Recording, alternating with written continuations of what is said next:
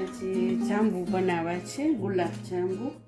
તો અહીંયા લંડનમાં ખોયા એટલે માવો નથી મળતો, તો અમે લોકો આ પાવડર આવે મિલ્ક પાવડર આવે ને 3 વાટકી મિલ્ક પાવડર લીધો છે અમે, અને એમાં આ અડધી વાટકી આ ફરીના આવે, ફરીના આપણે ગુજરાતીમાં ને તપખીર કહીએ. તો હું છે ને આમાં ફરીના નાખું છું. આ ફરાળમાં તમે પણ ખાઈ શકો.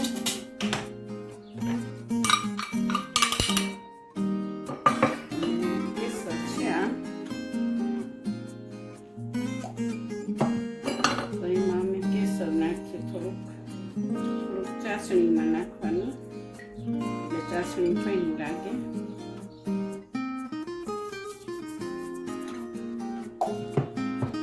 આમાં જારી પડવી ખાસ જરૂરી છે જાંબુમાં. તો એ જારી માટે અમે આ ઈનો રાખીએ, એનું 1 પેકેટ નાખીએ. જો માવાના કરો ને તો ઈનો નહીં નાખવાનો, આ મિલ્ક પાવડરના છે એટલે આમાં ઈનો નાખવો પડે, તો જ તમારી જારી પડે છે. અને પછી આને બધા મિક્સ કરી અને હલાવી લેવાનું.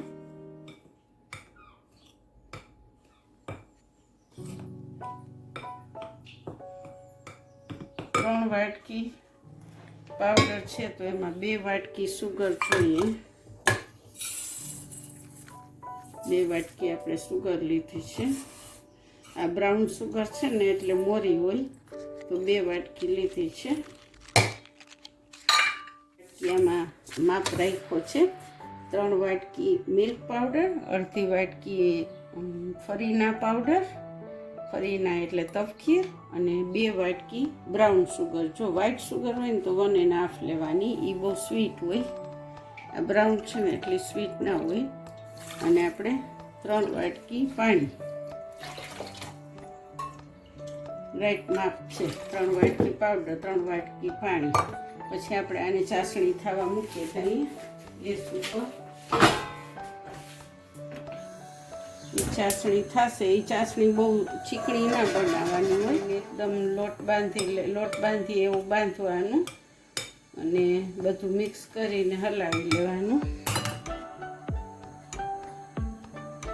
ઈનો નાખ્યો છે એટલે ફાઇન જારી પડશે. હું બતાવીશ કે આની જારી કેવી પડે છે.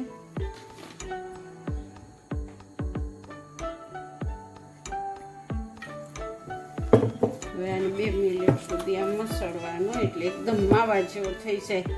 આપણે માવાના કરો કે આના કરો, ટેસ્ટ સેમ જ આવે છે મિલ્ક પાવડરના અને માવાના. પણ અહીંયા લંડનમાં માવો ના મળે એટલે બધા મિલ્ક પાવડરના અમે કરીએ છીએ, પણ ટેસ્ટ સેમ જ આવે.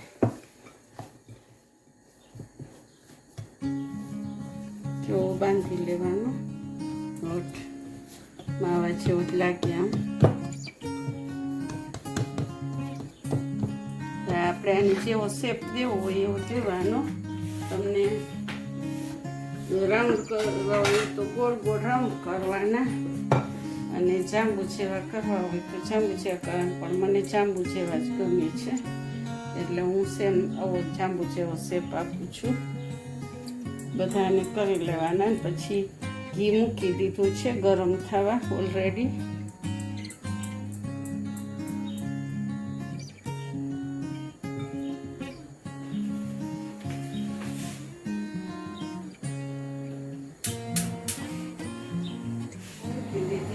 ઉકળશે 5 થી 7 મિનિટ જેવું એને ઉકળવા દેવું પડે, એટલે ફાઇન ચાસણી આવી જાય. આની ચાસણી આમ નોર્મલ હોય, બહુ 1 તારવાળી કે 2 તારવાળી એવી ના હોય. એકદમ ઉકળવા માંડી છે એટલે આપણે થોડુંક લો ફ્લેમ કરી નાખવાનું. ધીમે તાપે 7-8 મિનિટ જેવું ઉકાળવાનું.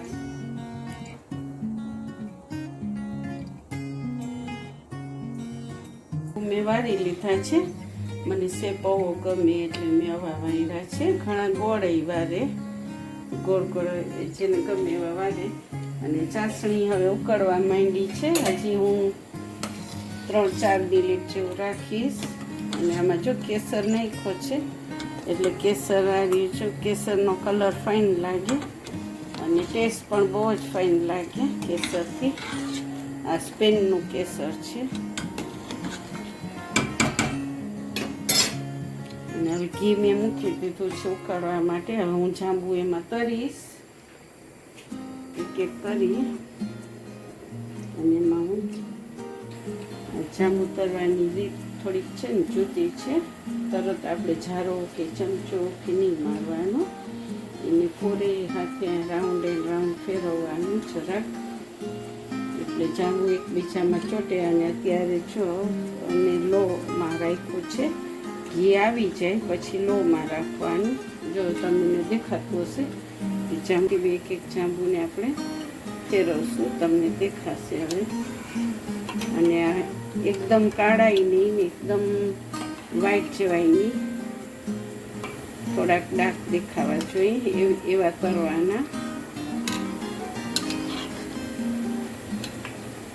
હવે કોરે હાથે એમાં ચમચીથી હું તરું છું. મને ઝારું મોટી કડાઈ એટલી મોટી નથી ને મને આ જાંબુ તરવામાં સ્પૂન જ ફાવે છે.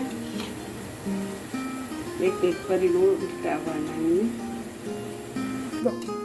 જો હવે ઓલરેડી આ ગોલ્ડન થઈ ગયા છે, તો મને થોડાક હજી આનાથી ડાર્ક જોઈએ છે, એટલે હું હવે ગોલ્ડન નહીં કાઢું. ઘણાને ગોલ્ડન ગમતા હોય છે તો એ લોકો ગોલ્ડન તરે. આમ અંદરથી થઈ ગયા હોય અને ઠંડુ થશે ને પછી તમને જારી કેવી પડી છે દેખાડીશ.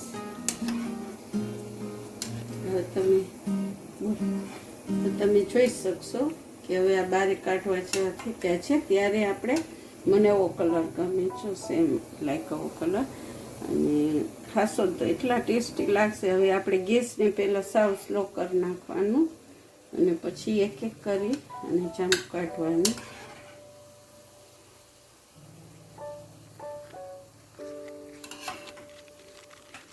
એટલા ફાઇન તમને માવા જેવા જ લાગશે. અહીંયા તો માવો ન મળે એટલે અમે આનીથી શીખી ગયા છીએ કે જાંબુ બનાવવાના મિલ્ક પાવડરથી. અને હવે સ્લો ગેસમાં જ હું બીજા નાખી દઈશ જાંબુ તળવા માટે. પહેલાં સ્ટાર્ટિંગમાં સ્લો રાખવાનું, પછી મીડિયમ કરવાનું. આજ છે ને આ બધા જાંબુ જો ફાઇન તરાઈ ગયા છે અને મને આવા ગમે, કલર આવો ગમે. તો ચાસણી રેડી છે, પણ ચાસણી હજી ગરમ છે ને જાંબુ ગરમ છે, એટલે એમાં નાખીએ તો એકદમ ઓલા થઈ જાય પોચા સાવ. અને આની જારી તમને હું દેખાડી શકું છું. જારી જો એની જારી કેટલી ફાઇન પડી છે. આ માવાથી એ સરસ જાંબુ ફાઇન લાગે. હજી 20 મિનિટ વેઇટ કરવી પડશે એમાં નાખવા માટે. એક એક જાંબુની આવી ચાસણી વાળી જારી પડે છે બધા. જાંબુ ઠંડા થઈ ગયા છે, ચાસણી ઠંડી થઈ ગઈ છે, તો જાંબુની અંદર ચાસણી નાખી દેવાના. જાંબુ નાખી દેવાના ચાસણીમાં.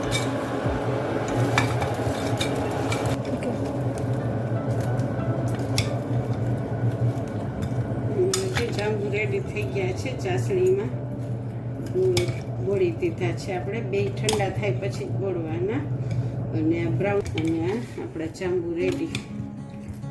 કલાક પછી ખાશો એટલે એટલા ફાઇન લાગશે, મજા આવી જશે ખાવા.